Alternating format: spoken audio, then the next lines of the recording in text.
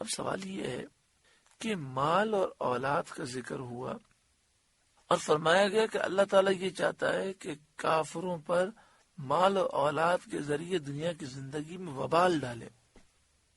اس کی معنی کیا ہے؟ اس کا مطلب کیا ہے؟ فرمایا اس کا مطلب یہ ہے کہ جو کافر ہوتا ہے اس کے لیے اس کا مال، اس کی اولاد وبال ہوتے ہیں. وہ اولاد کے لیے جو تکلیفیں اٹھاتا ہے، چونکہ اس پر کوئی ثواب تو ملتا نہیں، یہ اللہ کا غضب ہے اس پر. جو مال کو کمانے کے لیے دن رات ایک کر دیتا ہے، اپنا آرام بھی ترک کرتا ہے، یہ اللہ تعالیٰ کا اس پر عذاب ہے. اور مومن رزق حلال کے لیے محنتیں کرتا ہے، اپنی اولاد کے لیے تکلیفیں اٹھاتا ہے، چونکہ مومن ہے اس لیے اسے ہر تکلیف و مشقت پر ثواب ملتا ہے.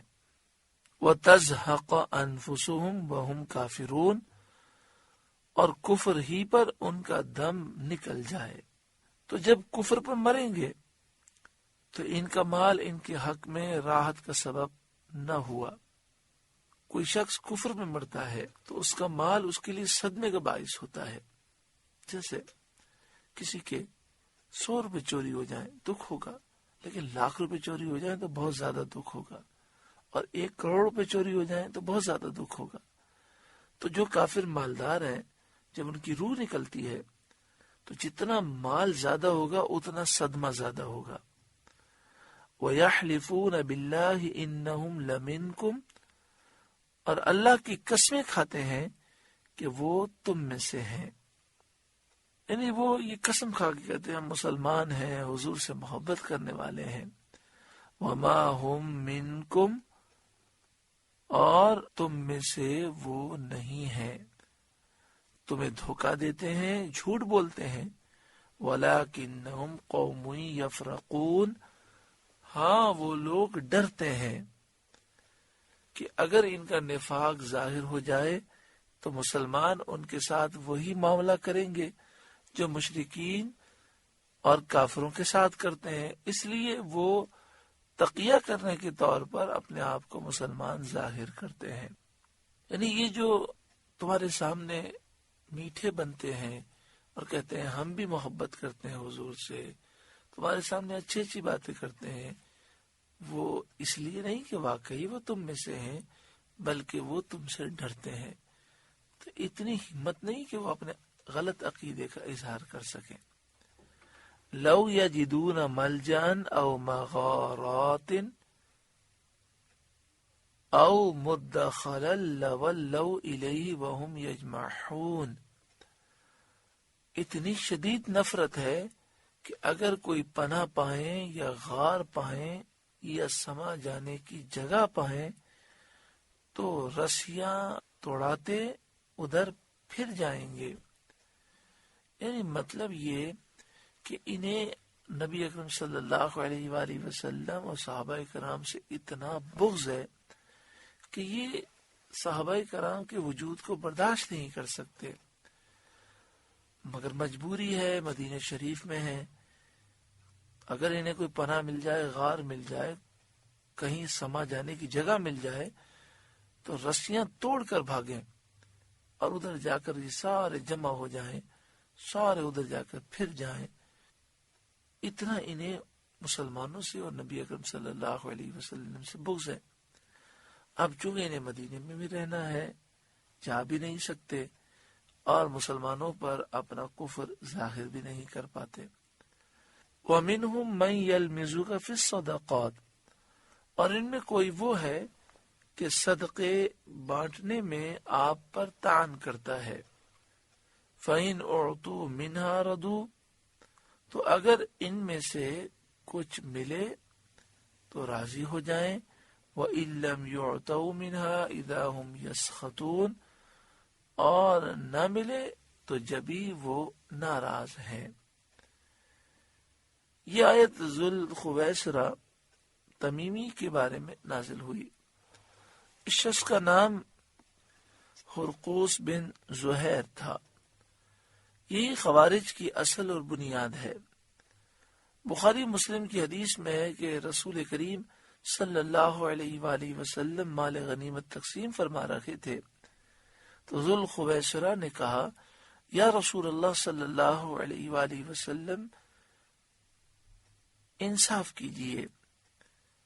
نبی اکرم صلی اللہ علیہ وآلہ وسلم نے فرمایا تجھے خرابی ہو، میں انصاف نہ کروں گا تو انصاف کون کرے گا؟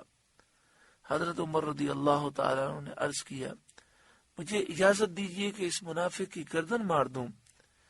نبی اکرم صلی اللہ علیہ وسلم نے فرمایا اسے چھوڑ دو، اس کی اور بھی ہمراہی ہے کہ تم ان کی نمازوں کے سامنے اپنی نمازوں کو، ان کے روزوں کے سامنے اپنے روزوں کو حقیر سمجھو گے۔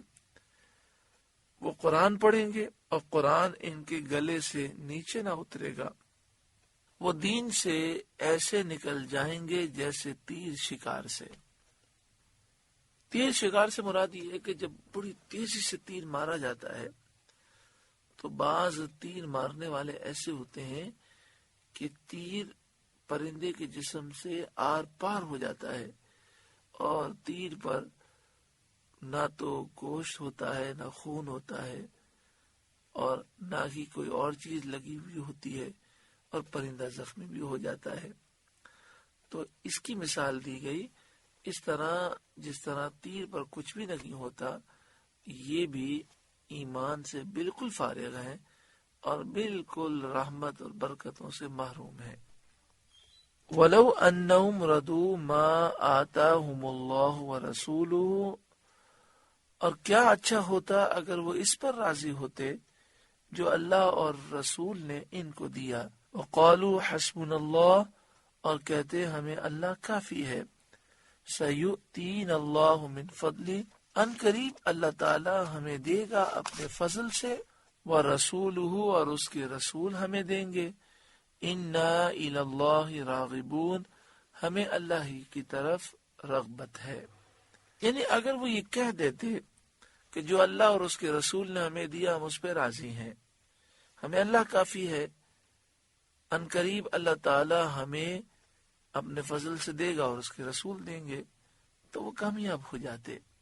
یہاں پر دیکھیں حقیقی طور پر دینے والا تو صرف اللہ تعالی ہے، لیکن فرمایا کہ اگر وہ اس پہ راضی ہو جاتے جو اللہ نے دیا اس کے رسول نے دیا، معلوم ہوا کہ دینے والا تو حقیقی طور پر اللہ ہے لیکن تقسیم کرنے والے محبوب کریم صلی اللہ علیہ وسلم ہے۔